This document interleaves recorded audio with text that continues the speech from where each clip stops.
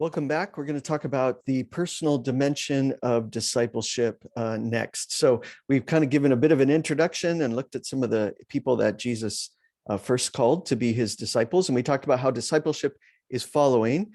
So we're going to highlight the personal dimension of this triangle. So let me read a passage for you, actually, without the Bible. It's on the screen, so you can read along as well. Jesus said in Luke chapter 6, "Why do you call me Lord, Lord, and do not do what I say? As for those who come to me and hear my words and put them into practice, I will show you what they are like. They are like a man building a house who dug down deep and laid the foundation on rock. When a flood came, the torrent struck the house, but could not shake it because it was well built. But those who hear my words and do not put them into practice are like a man who built a house on the ground without a foundation. The moment the torrent struck that house, it collapsed and its destruction was complete."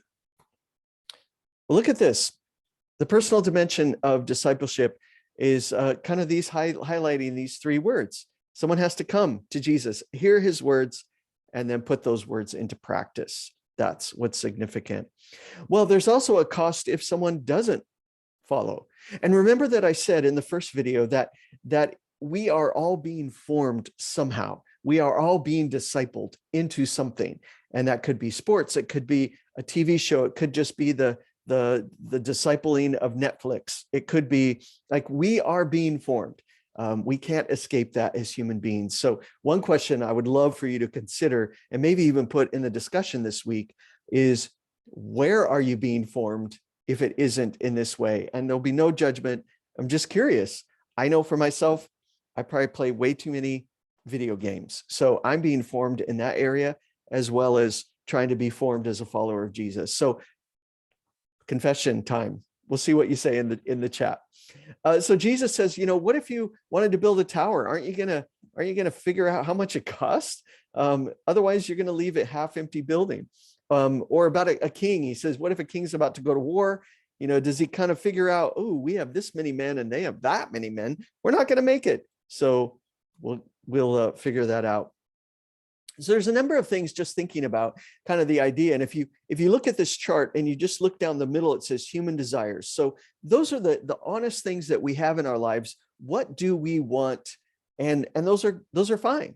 There's two ways to meet those needs, though. There's the more difficult way, which is the Jesus example, and there's the easy way, which would be, we put in this chart, the sin response, but then there's the results in both areas. So let's look at a few of those. So one would be, I'm sorry, just said that. We all want joy. We all want depth in our relationships. Well, the easy response would be, hey, just get together with whoever you want. But then there's broken relationships. Jesus' example is love others with integrity and look out for the best of them. And we're going to end up with lasting, deep relationships. We all want protection and safety. Well, we could lie, we could pretend, we could act differently than who we are, but then we're living in fear that someone might figure out that we're not actually who we say we are. So the alternative is trusting in God and living with honesty, integrity, and realizing that forgiveness is okay and that people will forgive. Well, let's look at a few others. Success, again, nothing wrong with that. We want success. Well, we do cheating, we shortcut, and then we're lacking depth, and or we're looking at a disciplined pursuit of growth, which takes longer. But in the end, we know in ourselves that we can look ourselves in the mirror and feel confident about who we are. Another one is fulfillment. We want to be fulfilled. We want a life that has meaning. Well, we look out for each other, or for ourselves, and we're all about ourselves. Well, that leads to loneliness and isolation. Or we're willing to give to Christ and to others, and that leaves us to a sense where we're rich in many ways that are far beyond just financial. And I know if you're sitting there, you're thinking, yeah, this doesn't make sense. That all sounds so pie in the sky.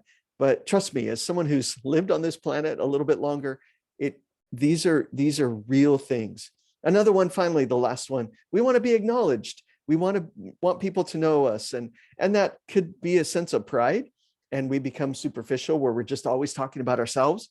Or we can just know that we're loved deeply and we live out of a sense of that love, and we're not needing others' approval. So just remember, there's a choice in discipleship or non-discipleship, although we are being discipled all the time.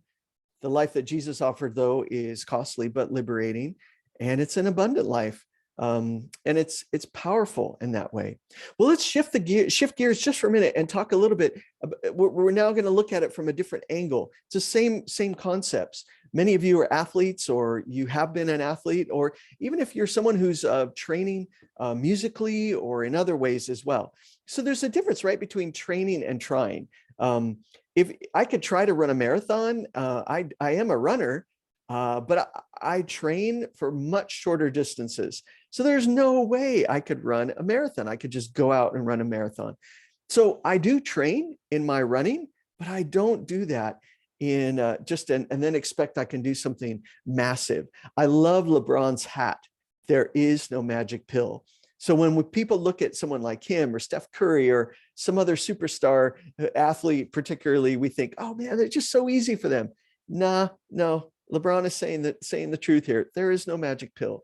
And there's no magic pill as well in how we're developed spiritually. I know it's a bit of a cheesy picture, but it requires training. Everything requires training if it's going to be meaningful in our life.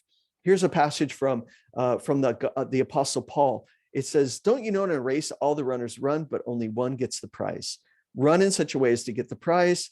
Everyone who competes in the games goes into strict training." Just remember too that Paul is talking about the original Olympic Games. And then he says they don't get it. They do it to get a crown that will not last, because all the awards we give gold medals, they used to get a wreath made from laurel, a tree, a plant. And it was, you sometimes see it. It's like this sort of little half wreath. That was all they won. And then it would fall apart. It would disintegrate. We do it to get a crown that will last forever. And then so Paul says this about his own training, even though he was not an athlete. "I do not run like someone running aimlessly. I do not fight like a boxer beating the air. No, I strike a blow to my body and make it my slave. So after I have preached to others, I myself will not be disqualified for the prize." So Paul says, look, there's a training element to how I live. And although it has nothing to do with athletics, I make sure that my body is under control. And so we can look at this personal dimension in multiple ways. We're being formed, we're being discipled, and there's this important aspect of training that is so significant to who we are. So we're going to shift now and look at another level in the next video, another part of that triangle, and I'll see you there.